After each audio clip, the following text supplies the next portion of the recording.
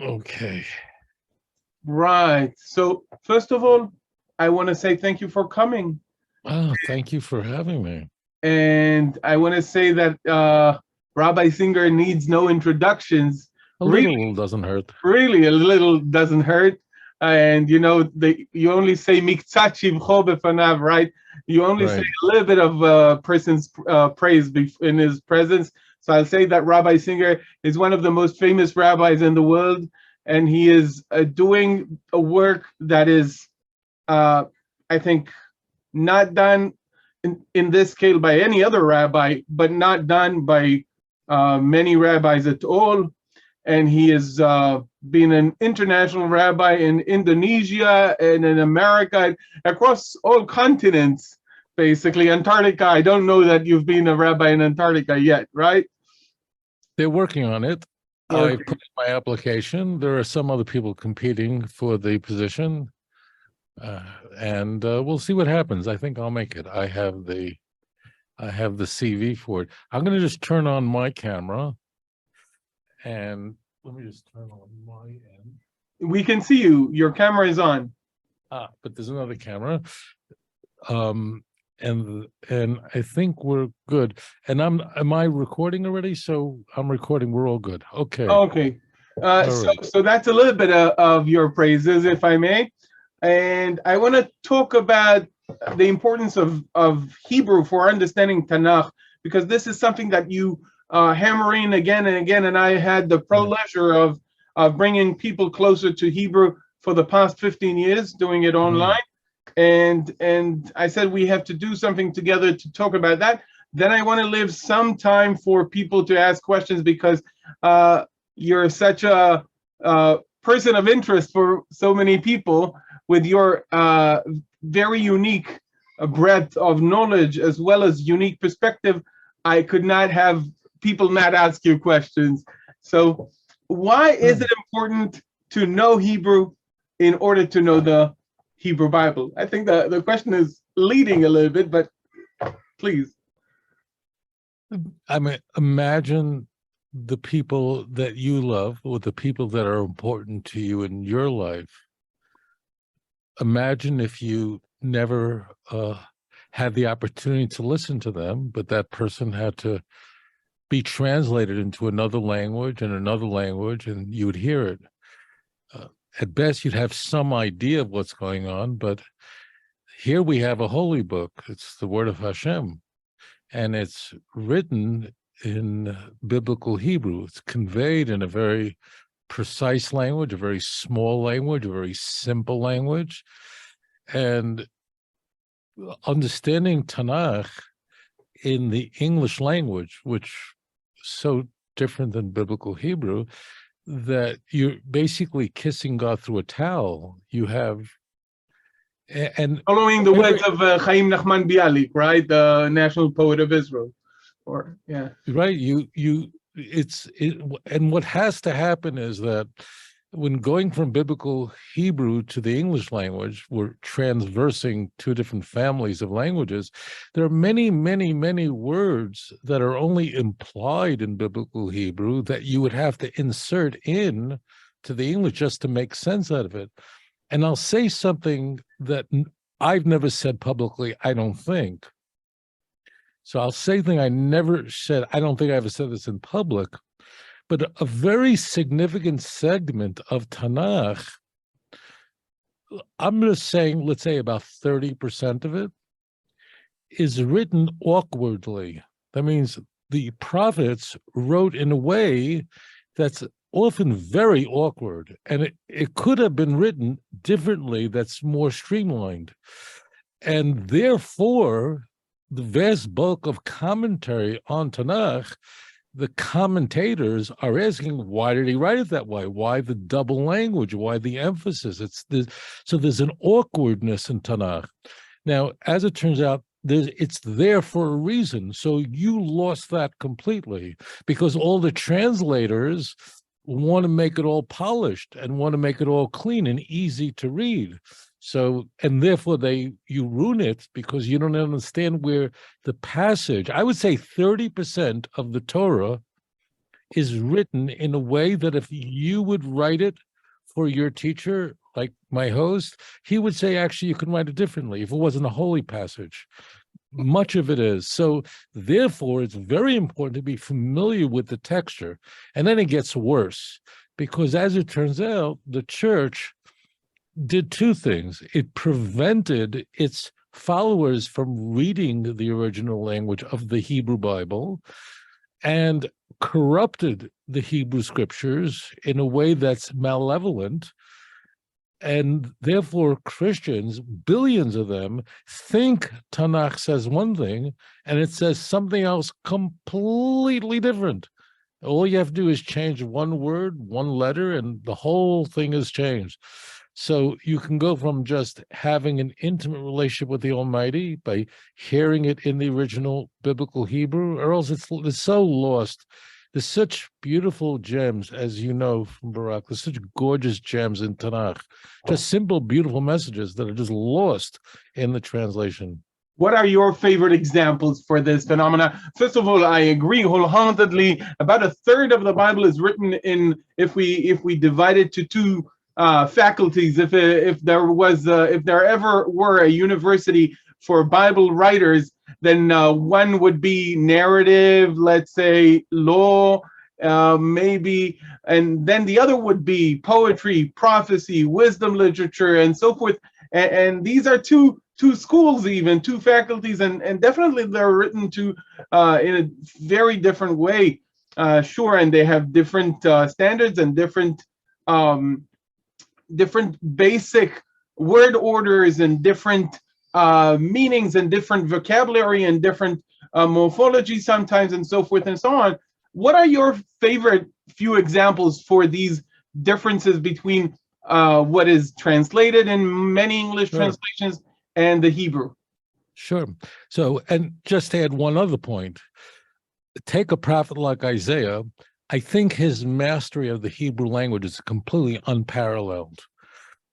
You would lose that completely. But Isaiah's just, Isaiah 24, for instance, is like filled with these examples, but not just that. Even the exchange of bread and war in the messianic passages, the first 4 verses of Isaiah 2, where he's using the word lechem and milchama, which has those letters in common, and he's turning on it, meaning implements of war, of milchama, will turn into implements of bread. It's all played with. Everything is gone. I'm talking about real. I'm not talking about going all the way to the back to I'm the not Song talking of about Deborah. poetry. I'm not talking about poetry. But I'm saying this, even that specific example goes back to the Song of Deborah and go in the book of Judges, and goes back to Gideon's and his servant going to the camp of the Midianites. They all have that element of fighting and bread and understanding that the root is similar in both. So that's a beautiful example. So I have to tell you, it's so nice to talk to you and listen to you, more importantly, because you're such a genius in language of biblical Hebrew. Biblical Hebrew, just one other thing, we're all going to be talking about this, is a very tiny language. It's less than 9,000 words in the whole thing. And for the vast majority of it is the same words over and over. It means all you have to know is like less than 1,000 words, and you could read almost all of Tanakh, with some notable exceptions. But let's give you something that's really mind-blowing. So this is one of the most famous passages in the Torah. It's a universal passage where God is blessing Abraham. Abraham did not seek honor for himself. Rather, he sought to preserve his dead brother's memory, and God turns to him and says, because you didn't seek honor for yourself, so I'm going to bless you. Your name is going to be great because you weren't seeking out a name for yourself. That's why we're introduced to Abraham in the same chapter as the Tower of Babel, who sought to memorialize themselves with the tower that goes to heaven. Verse 3 of Genesis 12, the Almighty says the following. He says, I will bless those who bless you, because that makes complete sense. So, because the root is the same, bracha, like Beirach, Beis Reish Chaf, and then the next 2 words, umekalelcha aor.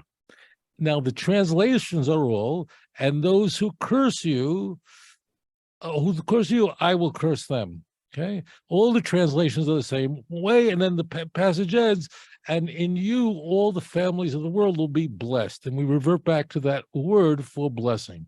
Okay, just really simple. What's very striking here is the word 3 and word 4, umekalelcha. So the word a klala is a curse. It's a very simple word for a curse, and it's used in modern Hebrew as well. That's the word for cursing. But the next word is not the same at all. Umekalelcha aor. Those who curse you, I will curse them. So in English, there's no difference, but in Hebrew, it's aor. And that word aor runs in the root of curses that we find here in Genesis. We get to Genesis 3, the curse. What is going on? What I remember, bear in mind what I shared with you in biblical Hebrew is very small. Therefore, biblical Hebrew in the sense is cheap. Cheap meaning it's stingy. It's not filled with synonyms that just have no real reason. English is a bloated language. So those two words mean something completely different. Umakalelcha means to curse, like Leviticus 24, the man who curses God. Fine. Aor is not a standard curse because Aor has that root in it, Aor. What does the word or mean? It means light. Aor conveys, I will infuse with light. It's the kind of curse that's not really a curse, but it's to make the person better. See, when people curse us, we might curse them back. But God is saying, I will never give up on you. Even if you curse, or I am going to push you to get you to change. And therefore, the passage ends, in you, all the nations will be blessed. What about the ones who curse? No.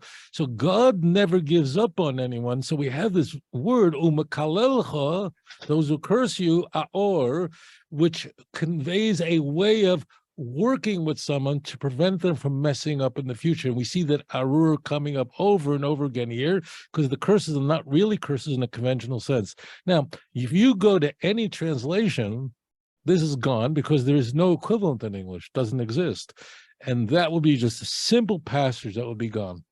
Mm-hmm. That's a beautiful example. I think it has to do with a little bit the difference between denotations of words and connotations of words that are never translatable. You know, we say, even take for instance, chair. We say chair in Hebrew. If we use the Hebrew word kiseo, then in the biblical Hebrew, it always has a chair with an authority, a throne. Okay, in modern Hebrew, it doesn't have that connotation, and in English, a chair could be like the chair of the meeting, a person.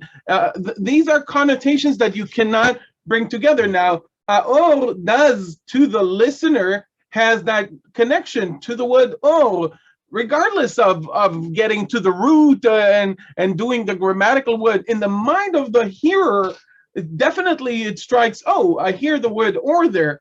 And so definitely there are connections like that almost in every verse. And again, the students that I have the pleasure of teaching, they hear that all the time. And it's exciting for me that you're pushing so many people towards this concept of learning the Hebrew Bible in Hebrew and learning Tanakh in order to understand Tanakh in its own light. If we're already talking about mekalilcha, oh, note that kalal, okay, the root for cursing has to do with light, being kal in Hebrew, because in biblical Hebrew, kavod is related to kaved, and the opposite of that is related to being light. So a little bit like in English, the word talent is a weight. So I'm saying I'm talented, you know, I have a weight, I'm talented, right? So in Hebrew, I need mechubad, kaved, right? So that's the opposite, though, of disrespect, right, which has to do with being light in the eyes of someone. Rabbi, what brought you to bring that light of the Hebrew and of understanding Hebrew in its own original language? What brought you to do this? This is not a very common way for rabbis, not in America, not in Israel, maybe a little bit more in America or when growing up, not in Israel. Definitely, I am an Israeli born, Israeli raised Jew, we don't have that, upbringing. I never had to, until I visited America. I never had that interaction with people who were not Jewish and had a religious kind of basis for that interaction. What brought you to be outreach Judaism? You see people on the streets want to convert Jews to Christianity. This is a very serious issue. I was born 15 years after the Shoah. Most of my family in Czechoslovakia, Hungary, Me too. most of them were murdered. Most of them were murdered in 1943, 44. So that's the world I grew up with, and people around me had numbers on their arm. That was the world. And it was very clear to me that our enemies wanted to destroy us. I didn't know why. It was very confusing, but it was also very clear. So imagine a young man like that sees missionaries, people on the streets saying that the Jews in New York should convert to Christianity. Well, that was like, it was just so appalling to me. And I have a feeling I don't have to explain how offensive this is to this audience. It's like a bomb went off inside of me that someone should still want to be destroying us, and they want to convert Jews to Christianity, and they want to blur the distinctions between Judaism and Christianity, and they want to say that Jesus prophesied in the Hebrew Bible. What? And then they quote verses that have nothing to do with what they're saying.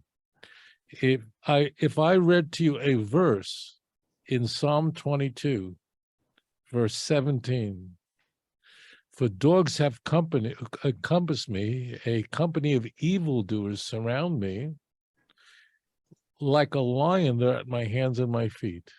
That's Psalm 22, verse 17. If I ask you, you're watching me now, who is that talking about? May not be sure.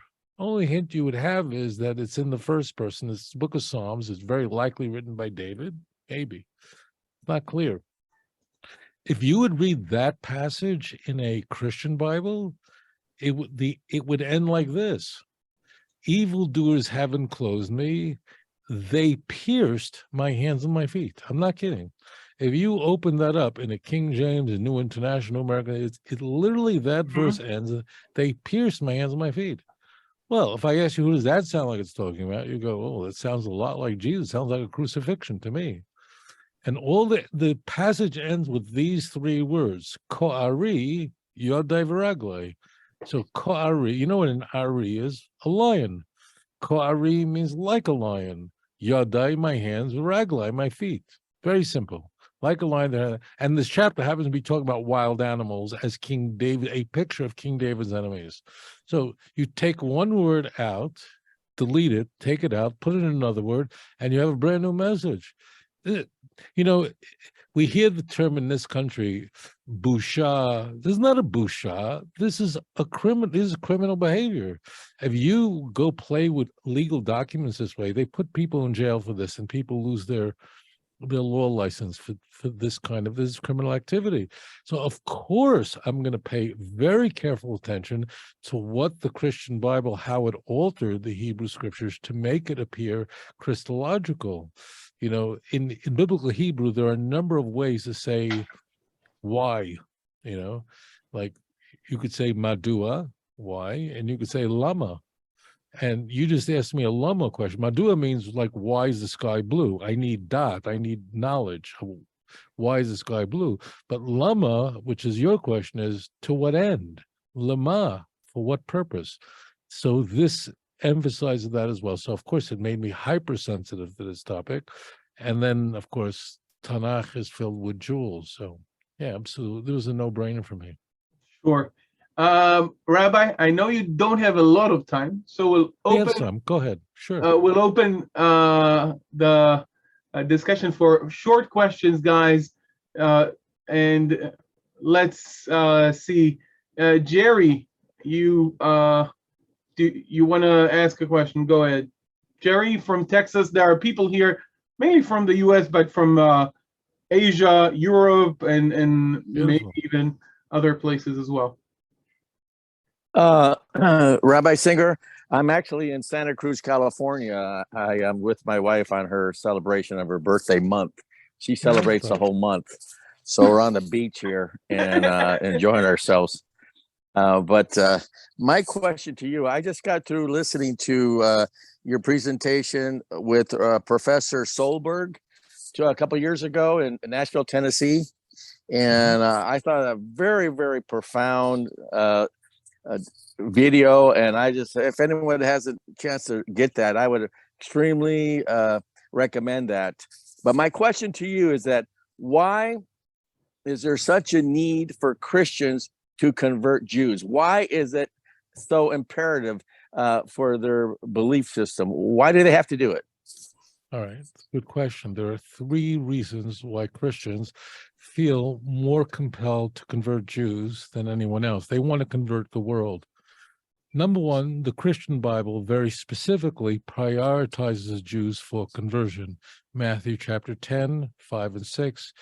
Don't go to the Gentiles, go to the Jews. I'm paraphrasing. Romans 1:16. I'm not ashamed of the gospel. It's a power unto salvation to everyone who believes, to the Jew first, then to the Greek. So the Christian Bible says, convert the Jews first. That's one. The second reason is more intriguing. Christians frequently believe that in order for Jesus to make a second coming, the Jews, uniquely the Jews, must convert to Christianity in great mass. It's based on a passage at the end of Matthew. It's Matthew 23. It's a rather unpleasant chapter. You know, as I said those words, it's a rather unpleasant chapter in the book of Matthew. I realize that really most of it's unpleasant is kind of redundant there. But it's a particularly unfavorable chapter for the Jews. But the last verse, Jesus, we are told, says, I will not return unless you say, blessed is he that comes in the name of the Lord. Because Jesus is addressing a Jewish audience, the church understands it to mean that Jesus won't make a second coming unless the Jews first convert to Christianity. In essence, you are holding up the show. Get with the program. So Jews, unlike any other group, their conversion to Christianity. Now, Christians today don't use that term because it's like no one admits being an anti-Semite. It just fell out of use because it's not a pleasant thing. So they'll use terms like become a Messianic Jew, but the conversion of the Jew in their land here in Israel is vital. The Jews must control the land, and accept Jesus, and then Jesus makes a second coming. The third reason is the most important of all. The Jew poses a problem to the church. What problem? The problem is a psychological problem, a credibility problem. The idea of a Mashiach, Messiah, is uniquely Jewish. Only the Jews believed in the coming of Messiah. This might come as a surprise to some people, but prior to the first century, the word Mashiach meant nothing to the Greco-Roman world, nothing. The word Christos, which means someone poured oil on you. I mean, in the time of Julius Caesar, if you went to have a shiatsu massage and they put oil on you, you're a Christa. It had no meaning. It just didn't mean anything. So the whole notion of waiting for a Mashiach was uniquely Jewish. The term Mashiach also, over time, in Tanakh, the Mashiach is not called Tanakh. It's not called Mashiach. I know it sounds crazy, but everyone who is a priest, a king, prophets, they were all called anointed. Mashiach didn't make a difference. But in the second temple period, there was no king, right? There was no king, and there was a priesthood, but it was limited. Didn't have the Urim V'Tumim, didn't have a lot. So this word became more and more important. So why don't the Jews believe in Jesus? If what the church is claiming, that it's so simple, it's so clear that Jesus is the Messiah from your own Hebrew Bible. Wake up, you blind Jews. Then why don't the Jews believe this? So therefore, it's only the conversion of a Jew to Christianity that can lend any credibility to the cross, never the conversion of a Gentile. And the Jews are the only ones who could read their Bible in its original language.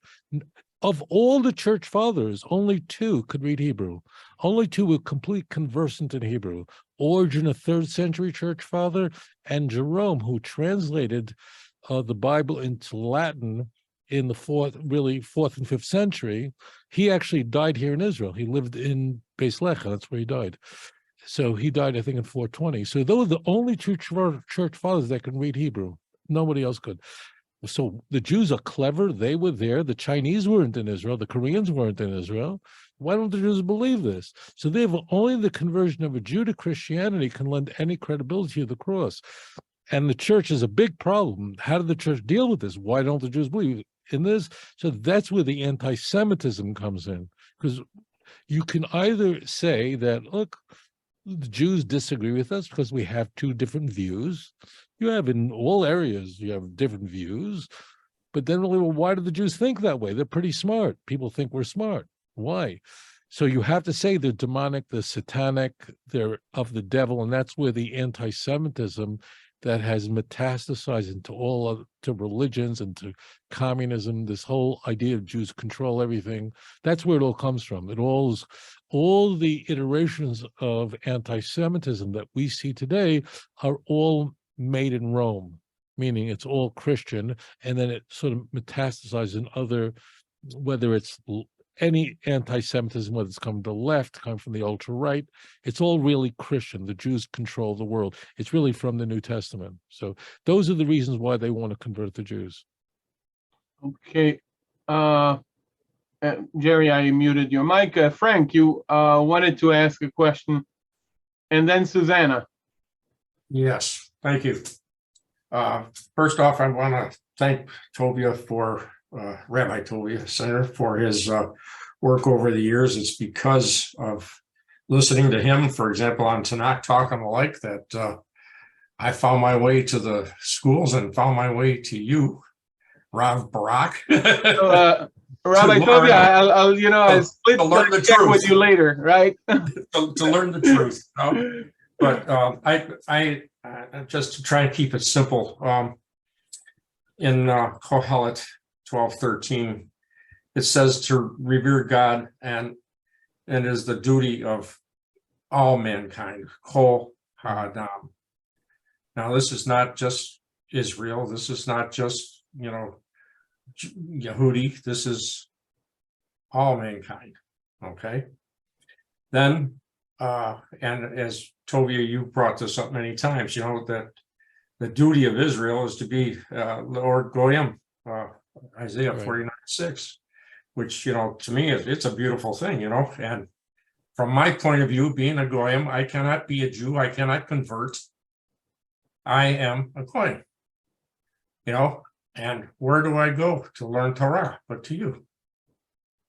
Right. See? So then I look at Pirkei Avot, chapter 1, and in the chain of custody, chain of authority, of Torah down through the Great Assembly and so forth. It says, finally, to make your responsibility is to make a fence for Torah. I do not understand that. It doesn't make sense to me that God would need a man to put a fence around his Torah. I mean, it's just an interpretation. Okay. So then my thinking is that, is this to protect an emerging religion, perhaps religious Judaism? Why the Noahide movement? Because I looked into that stuff. I followed the guys down at Nativ that you sponsored for quite some time. And is this not simply a religion that's been created by religious Judaism that is That's a lot of questions. That is acceptable to them? It's a flow, Tovia. Right. And what I'm saying is, I've come to the point where anything that's religious. I mean, you grew up in America, I could say the words, come to the Golden Arches. McDonald's makes it so good. That's a religion. And in America, we're so susceptible to this stuff. Frank, let's get to the question mark. Sorry to kind of. Sure. Yeah. So, well, really, why specifically, what is the meaning of the fence around Torah, and does that actually prevent the rabbis from teaching Torah fully to the Goy? Right. So those two are not related, not intimately related. So let me segregate that out. let's stop using words that are anachronisms. Let's not use the word Noahide because it is an unfortunate anachronism. The Jewish, so I see two parts here. The Jewish people are unique. We're an ethno-religious group, who both a faith and a nation, right? Now, there are people who wish to convert to Judaism, but the question is, which iteration? Do they want to join the Jewish faith, but don't feel inclined to join the Jewish nation? So they're really converting to Judaism, the faith of Israel. We call that a Noahide. It's a really unfortunate term, okay? A Noahide means Job was a Noahide. Job was righteous in the Bible, but he's never said to be righteous because he kept the Sabbath or kept kosher, because he was a Noahide. So becoming a Noahide means converting to Judaism, the faith, without joining the nation. Now, I would encourage you to not be so sure of yourself when you call yourself a Goy or a Gentile, because as it turns out, over the years, I've been doing this a long time, many, many people, just like you, who are confident of their Gentileness, which is not a Jewish word, there's no Gentile's not a Jewish word, eventually find out that they have Jewish ancestry that they didn't dream of. In fact, there's a woman who's a Fox News anchor person who converted to Judaism not that long ago, and I told her in a conversion program, I'll bet anything you'll find out your grandparents are Jewish going back. And she said it's not possible because she comes from royalty, from the Queen of England. Don't ask, the whole thing. She says, we know it all. And then she just told me 2 weeks ago that as it turns out, she found out her mother's Jewish. Not kidding. So this happens all the time. So I would not be confident. Just keep searching and looking into your ancestry. Your second question went into, the question is, let's say there's a person that you love very much, right? So what are you obligated to do? So you'd marry her, you'd be loyal to her, right? You'd be helpful, but you're not obligated to wish her a happy birthday. She might not be so happy, right? I think she would want you to be faithful to her, and she'd want you to do something to demonstrate that you really valued and cherished the integrity of your relationship.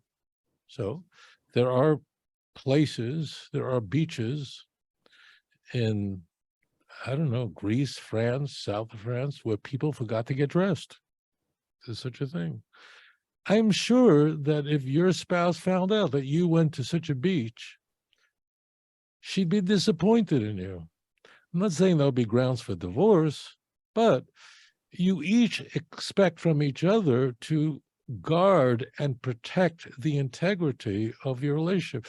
Years ago, there were Tylenol capsules that someone put poison in. This goes back many years ago, maybe 15, 20 years ago. Someone put poison, they took apart the Tylenol capsule and put poison inside, and people were taking it and getting killed. So what did the company that, I think it's Johnson & Johnson, right? So was it Bayer? I don't forget the name of the company. Whatever the company was, they realized that they had to protect the integrity of that medication, and they did away with capsules completely, and they turned to caplets, which is much more difficult to put poison in. And not only that, they put a seal on top, and then they put the cover on top, and then they put plastic on top of that. Why do you need that? Why just have capsules? That means in every other aspect of our lives, either with our spouse or with what we put in our mouth, we put up fences to protect the integrity of our marriage and our health. Well, we love HaKadosh Baruch Hu. Would we not want to protect the mitzvot? In fact, there's a commandment in the Torah that you should protect the mitzvot. Literally, so it's a mitzvah d'oraisa to protect the Torah. So we do that. It's explicitly in the Torah. Maimonides accounts that as one of the 613 mitzvahs is to guard the mitzvot. If I was lecturing in Las Vegas, I wouldn't walk into casinos. I don't know what's going on there. You'd better not to go near it. Anyway, so that very simply answers it. But it actually is in the Torah that you should put a fence on your roof. You have to put up, you can't just have a roof where people can go without a fence. It's a prohibition in the Torah. You have to put up a fence on your roof. Why? No one's asking someone to jump off. You have to protect it. Thank you for your question. Susanna. You. Hello. See how to word this. It's basically a simple. I was going to ask you what your take on Paul was. And the reason I was going to ask that, just to give a bit of background here, is I started studying Hebrew, Aramaic, and, biblical Greek, because I noticed that various different denominations in Christianity had different interpretations, said different things. So I wanted to see what the original said, because I'm interested in truth. And from what I understood from the writings of Paul was not that we should convert the Jew, not that we should blame Israel or the Jewish nation, Judah, for anything that happened, because this was all pre-planned will of God, if you will. And they are his people. He doesn't lie. He will forever be faithful to Israel. And it's up to him to deal with Israel.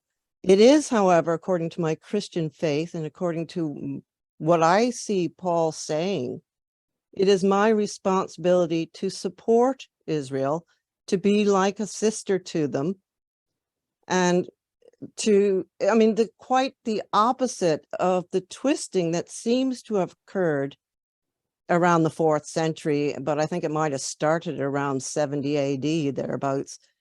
Because of political reasons. So my question is what is your take on Paul, not on people's interpretation of Paul, but on Paul's writing itself? Because I see the opposite. Do you understand how tempted I am to agree with you? I mean, as you can imagine, there's a part of me in my ear that's saying, Rabbi Singer, here you have a woman who reads Paul, and in light of that, she has a favorable view of Jews and Judaism, and I'm thinking, be quiet, Rabbi. She's doing great. I can't find an incentive to disagree with you, really. So what should I tell me what to do with you? Should I answer? You probably want me to be honest with you. Well, I think I kind of know what you think of Paul because I have listened to you before, but I'm wondering whether it's Paul or Paul is the easiest person to understand, because we have no idea who wrote the Gospels. The names that are attached to them are not in the text. Paul's letters are really from Paul's hand. Certainly 10 out of the 13, in my view, are definitely from Paul's hand. Scholars are sure that 7 of the 10 of the 13 are, but I'm going to say, although Paul's is very clear what he's conveying. So Paul did want to convert the Jews to Christianity. Now, he never used the term Christianity. Not only didn't he, but that word never appears in the Christian Bible. So be careful with our words. But there are places where Paul says that he doesn't have to keep the Torah, and he encourages fellow Jews not to keep the Torah. As an example of that is Romans chapter 7. Romans 7 is addressed to his fellow Jews in Rome. He's addressing that letter to a church he has not yet visited. It's the last of his indisputed letters, probably written about 60. So he tells Jews that they don't have to keep Torah anymore if they accept Jesus. And Paul does say that I don't have to keep it either. He will act like he needs to keep it if it helps him in his evangelism. And he says famously in 1 Corinthians, another indisputed letter, chapter 9, verse 20, 21, 22, to the Jew, I become like I'm a Jew. I may gain the Jews. To those who are not under the law, next verse, to those who are under the law, I become as one who's not under the law, although I'm not under the law. But I become as one under the law so I can gain those. So Paul is being very clear that the Jews don't have, that the mitzvot are what he says in Colossians 2, 16, 17. The commandments are really a shadow, and let no one tell you about what you eat, drink, the festivals you keep. What am I going to? I feel bad saying this to you because I rather you thought all those nice things about Paul. Paul does it's also who he's speaking to. So in Romans, Yeah. Paul is speaking to people he hasn't met yet. It's a church he hadn't yet visited. But in his other letters, like in First Thessalonians, he says some rather unflattering things about the responsibility and culpability of the Jews for killing Jesus. And that's First Thessalonians chapter 2, verse 14 through 16. What am I going to tell you? Paul was a person who was deeply Hellenized. He not only wrote in Greek, but thought in Greek and quoted Greek poets like Menander in 1 Corinthians 15. I'm very happy that you see in the New Testament something that puts the Jews in favorable light. I'm very grateful. You know, there was another man who I miss very much, and that's a man who was murdered in America on April 4th, 1968, Dr. Martin Luther King, of blessed memory. So he was a tremendous philo-Semite. He really was. He loved Jews. He loved Jewish people. He was an extraordinary man, towering man. He was a Baptist minister. And what's striking about him, about Dr. King, was that you have these passages in the Christian Bible that most people take in unfavorable light, and Dr. King with regards to the Jews, and Dr. King just couldn't see it. He was so loved the Jews and Israel. He just such a philo-Semite that in his final speech, which is gorgeous, it's I've been to the mountaintop. I mean, those of you, I listened to that walking. I just listened to so in his speech, he takes stories in the Gospels like the Good Samaritan in the book of Luke, which is almost nobody sees anything good about the Jews in that story. It's one of 3 parables in that chapter. But Dr. King found a way to look at it in a beautiful way. He did. Yeah. And he makes me cry. So God bless you. Like, God bless you, and God bless your beautiful soul and your beautiful mind and your beautiful love for Hashem. You know that most Christians view it differently, and I'm just very grateful that you little precious gem that emerged out of this, that you can find a love for Klal Yisrael, and I'm very grateful to you. That speaks so much about you. And thank you for sharing that. Well, I think it kind of also, I look at Paul states that his mission is to the Gentiles. So those particular letters he was writing to non-Jews. You're and right. That's an important thing to take into context, because But Romans is an exception. Romans, the book of Romans, he's writing to a church in Rome, and he's writing to Jews and non-Jews. You're absolutely correct. Paul, I apologize for interrupting you. I'm sorry. Paul's interlocutors are almost always fellow Jews who had a different Christology than him, and he is writing for Gentiles. That's true. But that doesn't mean that Jews never come up. They do come up. But you're right. Romans is the big exception. Yeah, I just don't see it. Good. And I just don't. But I also don't see evangelizing as my job, evangelizing particularly the Jewish nation, or because I see in reading Tanakh, looking at Deuteronomy, what's going to happen if you do this, reading Daniel or whatever, that God's working with them. And one of my big things that I try to tell people is there's a huge difference between judgment and discernment. And ours is not to judge. Ours is to discern, but it's not up to me to hate anybody. Good. It's Beautiful. up to me to be wise in how I deal with people, but I don't have a full data set. I'm with you. God bless you. It's all I could say.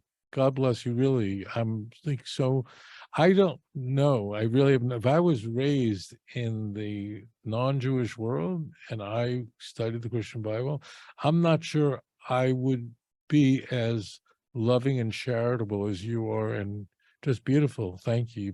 You really touched my heart. So thank you so much. Well, thank you. Rabbi, oh, being yeah, here. go ahead, Susanna. We I could was do just another trying to say question if you Torah like. Rabba. Okay, toda rabba. Excellent.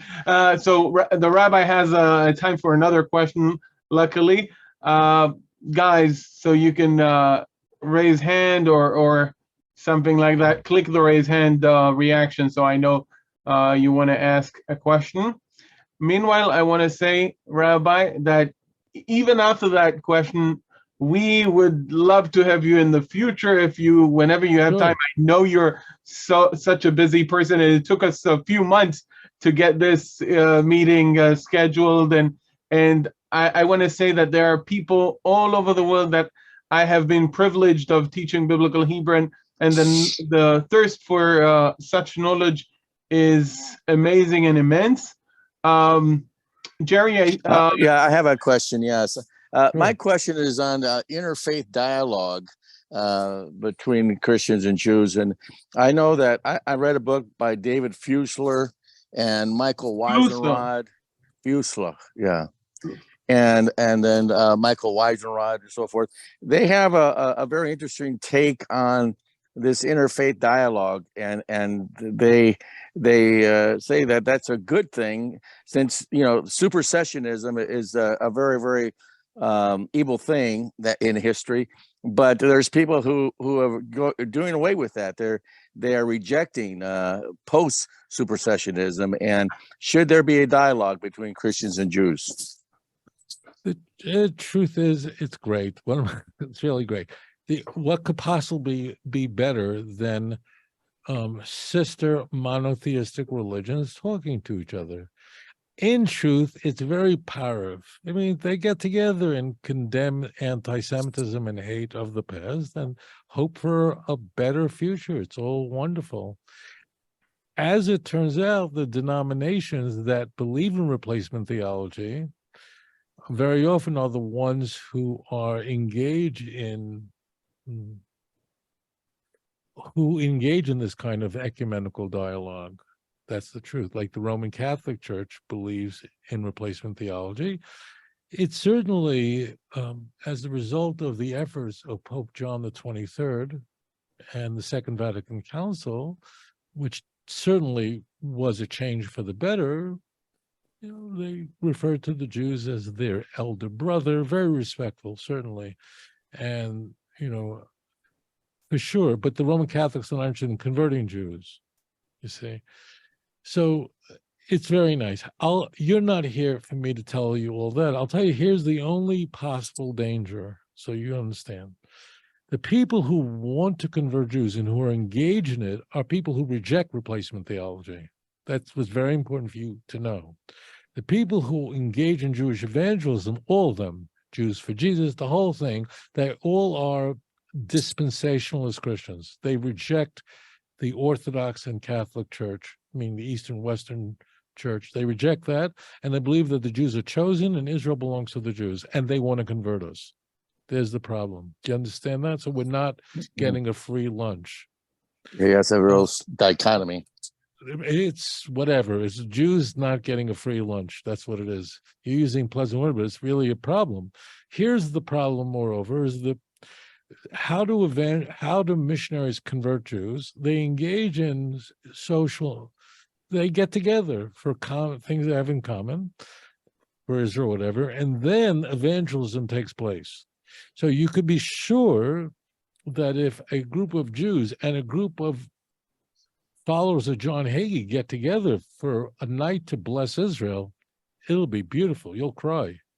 But people then become friends, and that's where evangelism occurs. So just be aware of everything. I think ecumenical relationships are very nice.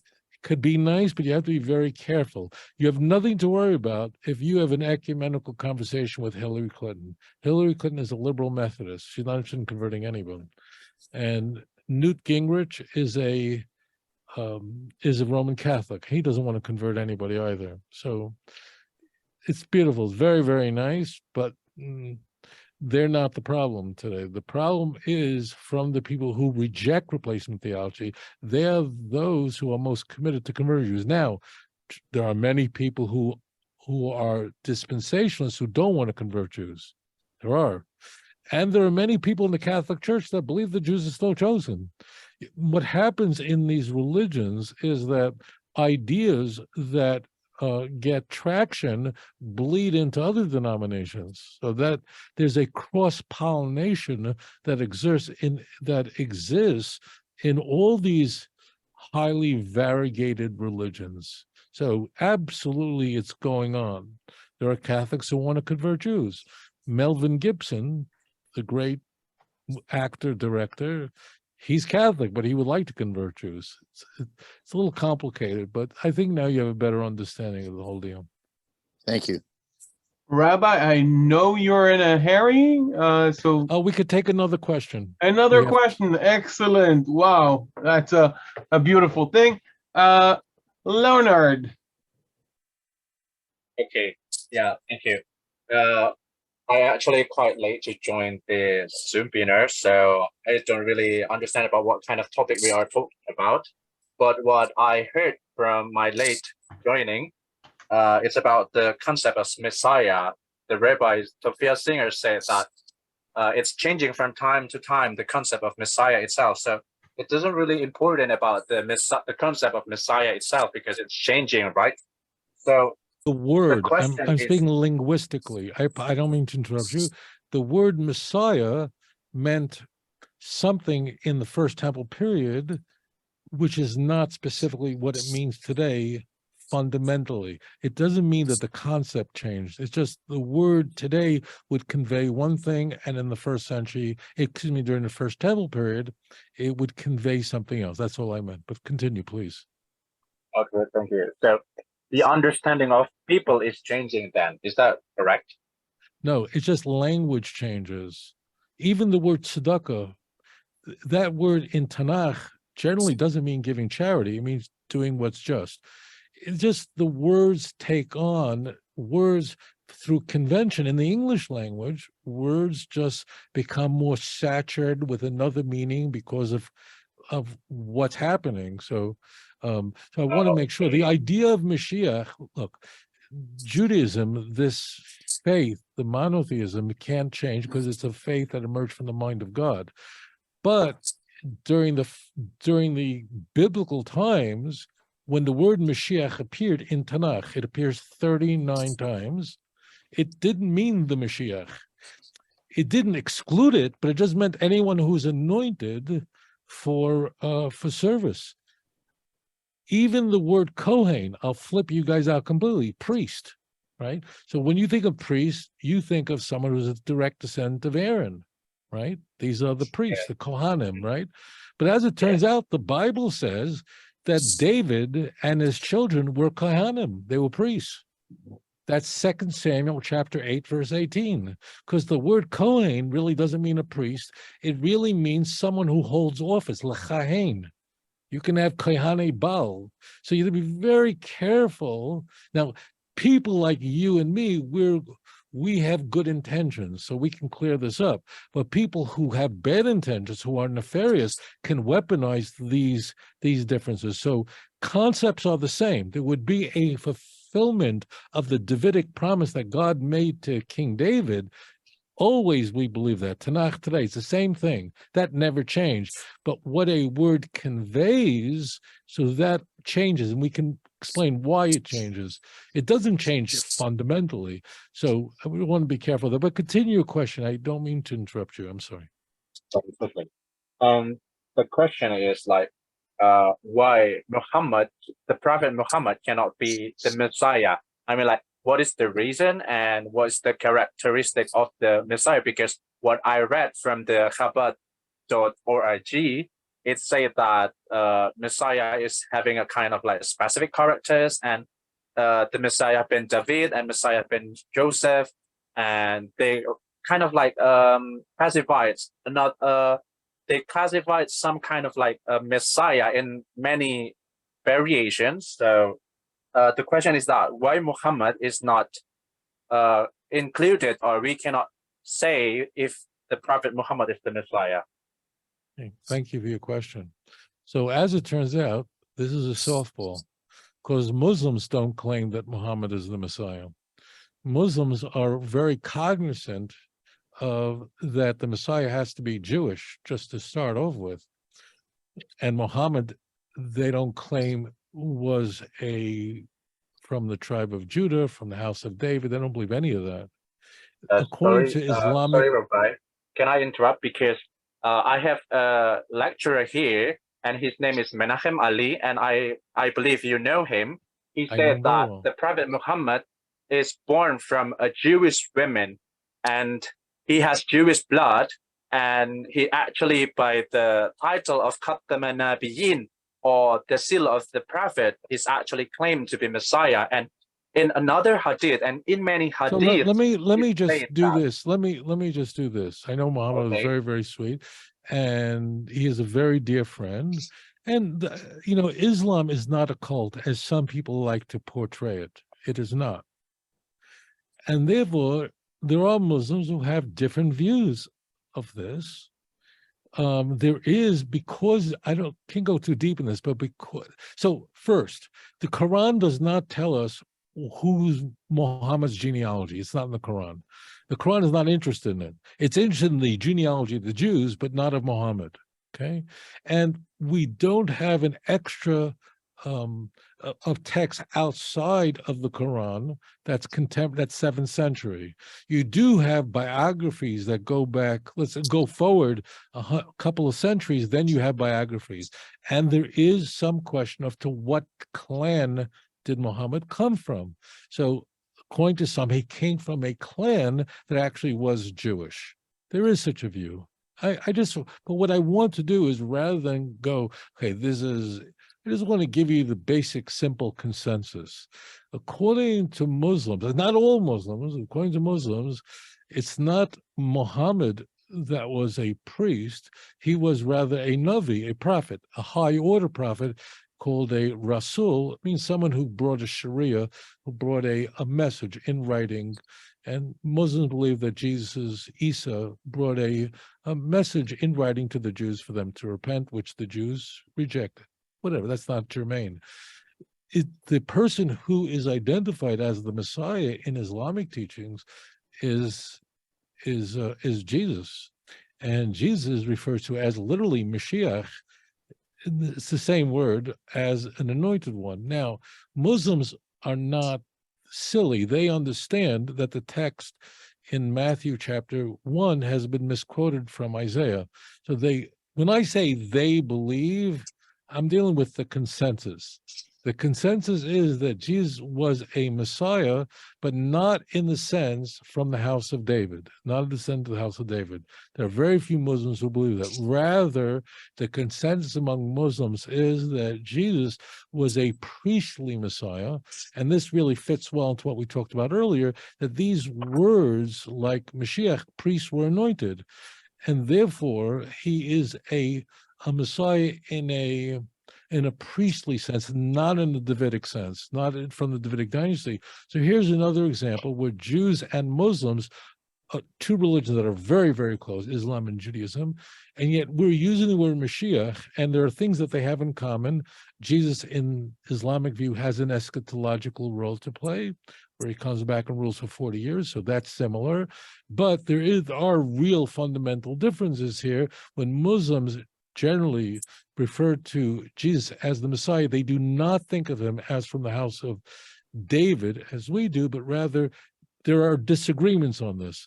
But the majority of Sunni Muslims will say he's a priestly man after the priesthood of the what we would call the Kohanim, that kind of Mashiach. In fact, the word Shiach appears quite frequently in Leviticus, talking about priests. So that's consensus. Of course, look, there are Muslims who feel you're not allowed to eat lobster because there are, not all, not most, but there is such a sunnah that Muhammad didn't eat those kinds of animals. I'm not covering everything. That's just consensus. Send Muhammad Ali my best regards. He's a sweetheart. Okay, thank you, Rabbi. Again, I'm not an expert on Islam, but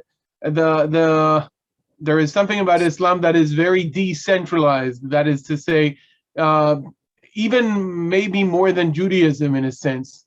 Though Judaism is, as we know, very decentralized as well, we, in theory, we do theoretically could have the Sanhedrin somewhere that, one day goes back to Lishkat Hagazit and so forth, and then it's kind of authoritative, its decisions. But with Muslims, generally speaking, very decentralized. Once you are an imam, generally speaking, again, it differs. Yeah, There's no pope. That's the key. no pope, that's for No sure. pope, that's for sure. All Yeah, right. there are many popes. Even I think the Archbishop of Alexandria is the pope. So there are, in Christianity, there are many popes actually, not just the Roman one. Yeah. In the Council of Trent, which is the longest ecumenical council of the Catholic Church, which is ferociously anti-Protestant, it was anti-reformist. The Catholic Church said to its Protestant interlocutors that if you think you're going to reject the Pope and you'll solve your problems, you're just going to have 1,000 popes. And that turned out to be an accurate prediction, because that's really the fundamental difference between Protestants and Catholics, is that the ecumenical authority of the Bishop of Rome, does he have any authority or not? Mm-hmm. Anyway, so yeah, that's, if you don't have it, if there is another pressing question, I'll take it. Otherwise, I'm going to. Just what translation of the English Bible do you recommend? So every translation is a human commentary. You have to just accept that, okay? It's a commentary. So you're really depending on it completely. One other point, if you notice that whenever you look at a Hebrew English Bible, the words in Hebrew are much bigger than English, because you need a lot more words in English to say. So it's please think of translations as commentaries. And in fact, in the pre-Rashi period, that's how commentaries were. They really were dynamic translations, like Unclus. They really were translating and just putting their commentary in the translation. That was standard fare. See, and what's really happening is translators are inserting all sorts of words in order to make it readable and trying to convey the message. Oh, actually, I don't have to, I'm okay. So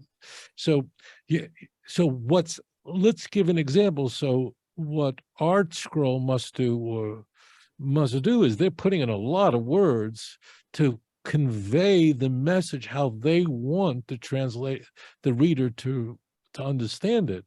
You're surrendering completely. It's not a translation, it's a commentary. It's called a dynamic translation. That's what they all Judaic Press, Rabbi Moshe, I know well. Anyways, he did a nice job. It's all adding that in. I think what makes Art Scroll outstanding is not their translation, in my view. It's their commentary and ability to elucidate the super commentaries, because Rashi was just such a genius that he was very terse in his words, very short. He was Makatsa B'Devarov. He spoke 2 words. So what Art Scroll does in their commentary is they take Rashi or Nachmanides, whatever, who were geniuses, and they spoke like a professor at MIT would speak. You wouldn't even know, you don't understand what they're even saying. So they then add in, they have hired all these scholars to add in a lot of words and to make what seems to be very complicated easy to understand. My recommendation, therefore, is not to get a single volume translation, which you can do, but rather if you can invest in Art Scroll, Judaica Press, but get like their 5 books of Moses with the commentary, Isaiah just with the commentary, because that's where they hit home runs. This was not accessible to me as a child. That's why there's commentaries, so many commentaries on Rashi. So what I think you should do, and I can actually put the links up if you'd like, because people ask us. So I recommend, if you have the money for it, it's a fabulous investment, is not to get 1 volume of Tanakh, but rather to get the whole thing, to get the whole set. And I'm just going to put this, I also did a video on this, because you're really aiming for an elucidation. You understand what I mean? Because they're adding in all these words that aren't even there to help you understand what's very complicated. So I'm going to just go here to the Zoom thing, which I have not been. And if I could type in the link in the chat, I'm just going to put this here, and I assume you could see it. These are the links. This is what I would recommend that people were serious. I have a video, YouTube video that I put in there, which I explain this, but that's what you want. Because if you have one volume, there's no room for explanation. And sometimes, like if you read Isaiah, it's almost impossible to understand, with the exception of 4 chapters. It's all poetry, and it's not straightforward language. They're not using prose, standard prose. So Isaiah presupposes that you know the Torah, you know Joshua, Judges, and Samuel. The author just assumes you know that all. If you don't, you'll have no idea what Isaiah is talking about. You understand the problem? Yeah, yes. So therefore, it's vital, in my view, to get the individual volumes, because what the commentators do is they then connect everything together. Oh, you want to know what Isaiah is talking about here? What is Chronicles discussing here? Just this is the connect, and it produces the intersection of great scholars. That's why it's so expensive, and that's why they need rich people to pay for it, frankly. Our school has to have millions of dollars donated that you can buy these books for next to nothing. I mean, why should these books cost only $35 or $40? They had to hire so many scholars to produce them. The reason is that there are these very wealthy people who donate millions of dollars to offset what they have to invest in these works. It's huge. I know some of the guys who, and I, helped Arts grow when whatever it was. There's a lot of people that are behind it. You're getting it for very cheap for what they're giving you. So get that if you can, and then you'll have a real Jewish library. Okay. Thank you so much.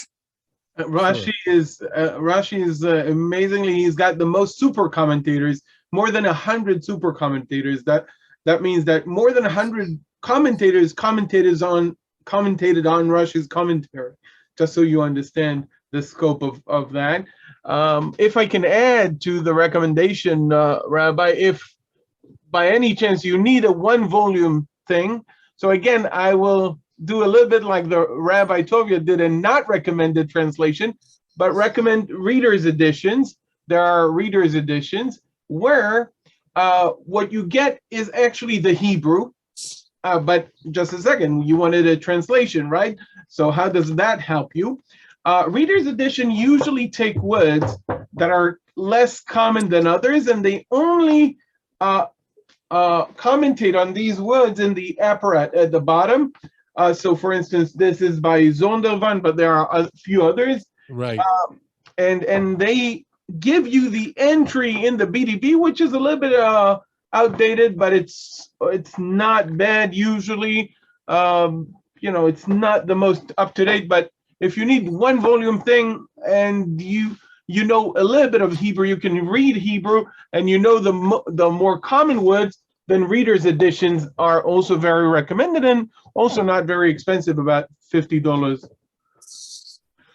Right. Are there any other questions that you have for me? Because you have a great teacher, and you're very, very fortunate to have him. Thank you, Rabbi. You're so kind. And you all know what he's told you 1,000 times, and that is you can't acquire any language unless you use it. So biblical Hebrew is really easy. It really is easy, so much easier than the languages you know. But you, of course, have to actually read it together and speak to each other. If you don't, it's going to remain on a page, not in your head. You all know that. But if you have any other question for me, I could take another question. Very good, Frank. I see your hand is up. Oh, your hand is up. Yes. Thank you, Tovia. I've been following your series of lectures that you have been doing and putting out on YouTube on the book of Isaiah. I just wanted to say I hope you're going to continue that, and I live long enough for you to get to the end of the book. Oh yeah. And more importantly, to me, it's absolutely phenomenal. I am learning so much. Actually, what I'm learning is truly what I don't know, and I just want to thank you for. Oh, you're sweet. Thank you. Such a concise teaching on those books, and really bringing forth the meaning, of Torah Tanakh. So thank you very much for that. It hit me in the heart, Tovia. It hit me in the heart. Thank you. So thank you. Thank you. So I want to just touch on, I'm doing a series on the book of Isaiah. We're doing chapter 15 through 23 very soon here in Jerusalem. But I want to just shut up what we're trying to do here. And that is, there are two parts to understanding what the text means. One is, what am I reading? What is he even talking about, right? So that's important. That's called pshat. What does it mean? And without getting past that, there's one more part of what am I reading, and that is, fine, but why is it in the Bible? That means, why is this holy? Do you follow? So very frequently, you'll have a commentator just explain to you, what does Isaiah mean? And as I said, Isaiah, more than 90% of Isaiah is, I don't want to use the word poetry, but it's kind of poetry, a very dense language, very dense. So one part of what is happening is, what am I reading? What is he even talking about? And you have no chance if you read a chapter in Isaiah out of context. None. Just go home. You just can't understand it. But the second part of the pshat, which means the plain meaning, like that famous translation of Peshitta, is, so, okay, Isaiah is talking about Babylon, but why is he talking about it? Who cares? Isaiah is speaking of the Babylonian Empire 150 years before the Babylonian Empire. That would be like someone in the 17th century talking about the Soviet Union. Fine, but why did someone in the 17th century talk about the Soviet Union? Follow?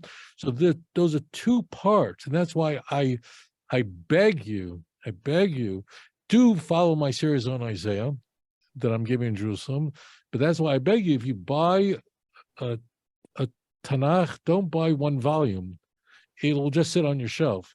This is what the great giants did. They explained to you, why is this holy? Like, what's the message for every generation? There has to be. If you don't know why this is holy, that means you don't understand it. So thank you, sweetheart. I really appreciate your words about Isaiah. I love that, teaching that, and I'm enjoying that a lot. It's going to continue. I was in the United States and Germany, lecturing a lot in Europe, so it's sort of been interrupted. Are there any other questions you have? Okay, guys. So, Susanna, your hand is up. Yeah, I just was curious what your understanding or take on Melchizedek is. Sure. So Melchizedek is not anyone's name. Melchizedek is a royal name. It means Melech Tzedek, a righteous king. And it's referring to a person who is a contemporary of Abraham. It's referring to Shem. The context where we encounter Melchizedek is in Genesis, well, very famously in chapter 14. Shem was a contemporary of Abraham. In fact, Jacob was 59 years old when Shem passed away. So we're talking about the son of Noah, but he lived a very long time. Shem was essentially, and his son were the only other monotheists at the time.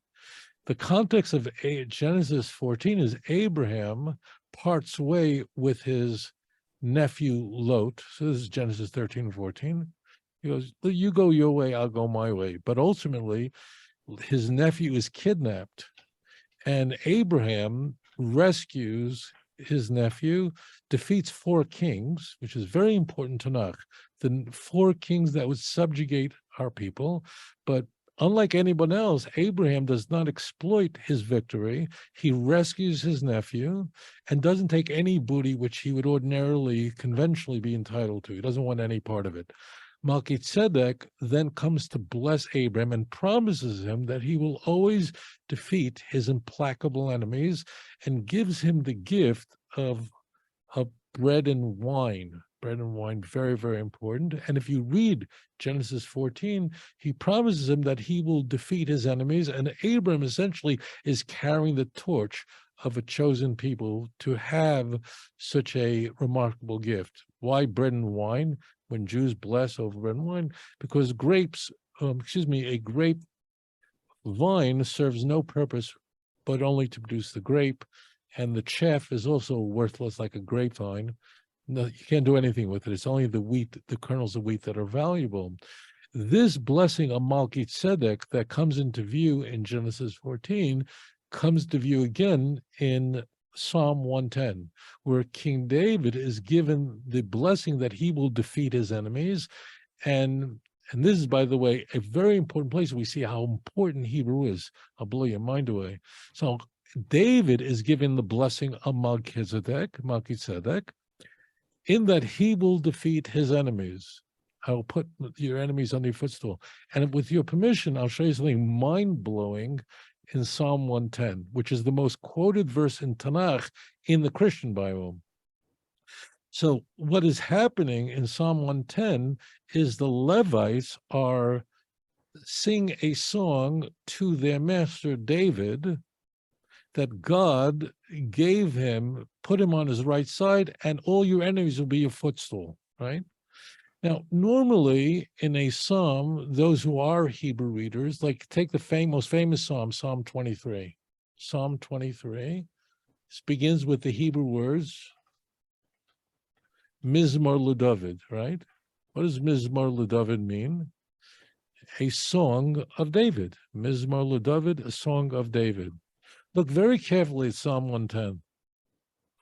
This is why you need Psalm 110 doesn't begin Mizmor LeDavid. Now, the translators don't make, but it's actually reversed. Look at Psalm 110, verse 1 quickly. It actually says LeDavid Mizmor. This is mind-blowing. It actually reverses it. And this is why, my friends, I say this with all my heart, you're a slave to the translator, because this distinction is not evident in most translations. What's it? You reversed it. Why is it reversed? It doesn't say Mizmor LeDavid, it says LeDavid Mizmor. This is really aberrant or different or outstanding. What's the takeaway here? What does LeDavid Mizmor mean? It means something completely different. It means to David a song. And then look further. If you want to see, this is like an amazing way to end here. Look, Neum Hashem, right? So a song to David. Who's singing to David? The Levites in the Beis Hamikdash, in the temple, they sang a song to David. What are you talking about? Now, Neum Hashem of the Lord. Now look at that next word, La'adoni. La'adoni. Now that word and the word before it, Yud Kei Vav Kei, is the Shem Hashem. So the fourth word is the name of God. See, number 4.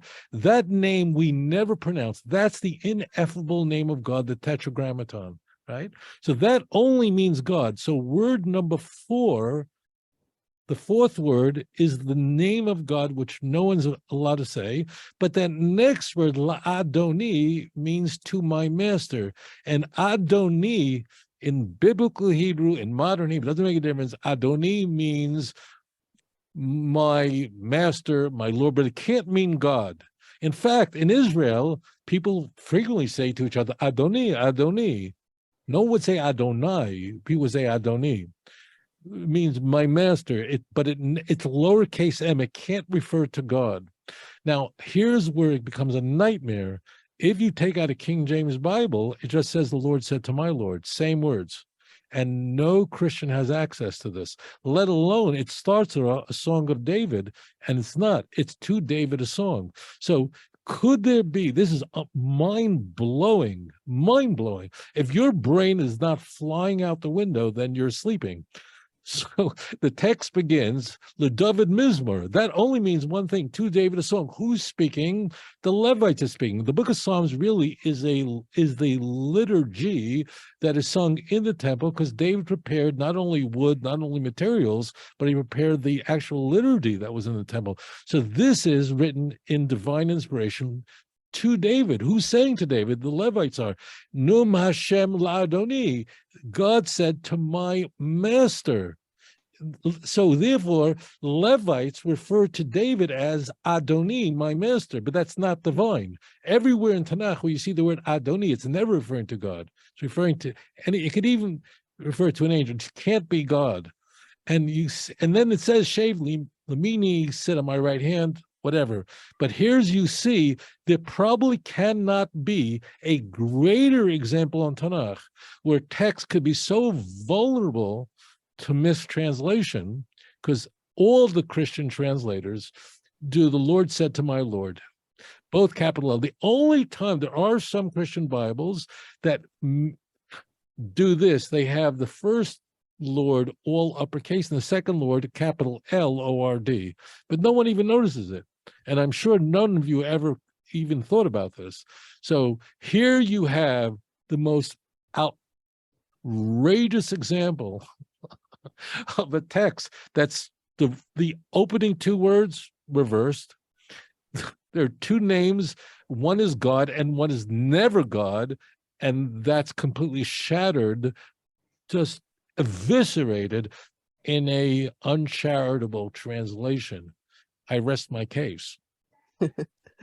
Hey, thank you very much, Rabbi Tovia. It's a pleasure. It was an absolute pleasure having you, and it's an absolute pleasure to hear you speak and to see the breadth and the depth of the knowledge you bring to the discussion. I want to thank you from all of us for finding the time for us and for bringing your amazing knowledge and personality here. Thank you. I just want to point to verse 4. So Nishba Hashem, that God swears, v'lo yinochem, he will not change his mind. Ata kohen la'olam, you will be a priest forever. But what do you mean priest forever? We know King David can't be a priest in the sense of like right. You will minister. You're He's right. a minister forever. Al divrasi, according to my words, according to the words, my words of Melchizedek.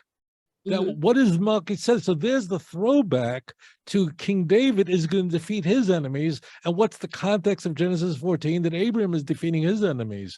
So God is saying, and the whole chapter, when you have that, it's a short chapter, it's just 7 passages. The whole chapter is about that you will always defeat your enemies. And that's the blessing of Melchizedek. And that connects Genesis 14 to Psalm 110. And if you just pay attention to it, it's really, this is, my friends, let me tell you this. If you play the note of C, even if you play it in 5 octaves, it's not that interesting. But if you place an E in a C and play them together, you produce a harmony. And a harmony is always numinous and so exciting. And if you throw a G in there, you have a C major, and you're totally in the transcendent area. This is what we're doing now. Instead of just playing a note, a single note, in different octaves, it's not striking at all. But imagine putting the C, the E, and the G together. Now you have a numinous sound of the C major, which just is transcendent. This is how Tanakh is studied properly. Put the music together. That's why it's called music. That's why there are instruments of music and strings. Why? Because we want to get the harmony, and that's what your rabbi is doing with you. And Rabbi Barak, hatzlacha and bracha to you. Thank you so much. Thank you very much. Thank you very much, Rabbi Tovia. I hope to see you again in Jerusalem soon. Amen. Amen. Be well to all of you. Shalom. Shalom, shalom. So, guys, thank you very much, Rabbi Tovia, for